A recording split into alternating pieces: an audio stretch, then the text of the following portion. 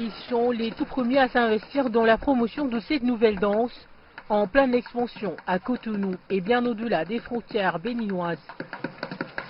Aruna Guindo est le principal acteur de cet art qui met en relief la synchronisation de l'une des danses traditionnelles appelée le zinli, originaire d'Abomey et du rap.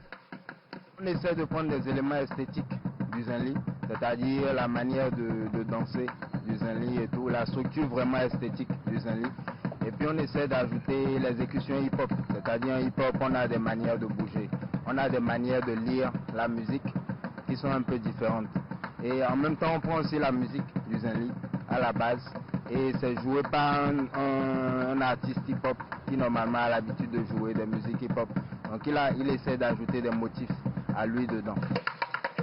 Ce mélange de rythmes donne alors le tidjan, nom d'un plat local composé de légumes, de viande et de divers condiments. Déjà le tidjan c'est un peu une sorte de composition, comme vous-même le savez.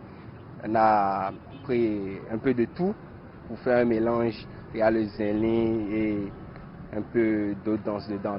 C'est un travail de souplesse, d'esthétique et de concentration, et surtout qui demande beaucoup d'énergie. C'est ici sur la place des Martyrs de Cotonou que ces jeunes s'exercent, sur fond de hip-hop ou de mélodie du Nigeria. Et le batteur aux instruments sobres fait bouger la bande. Dans cette rythmique traditionnelle où le zinli sert de cadrage culturel au tidjan, il s'agit surtout de recréer une danse plus inclusive et elle devient plus un moyen d'expression corporelle qu'un simple spectacle. Le tidjan, c'est une sorte de recréation du zinli à partir donc d'un élément vecteur des codes du zinli vers le hip-hop.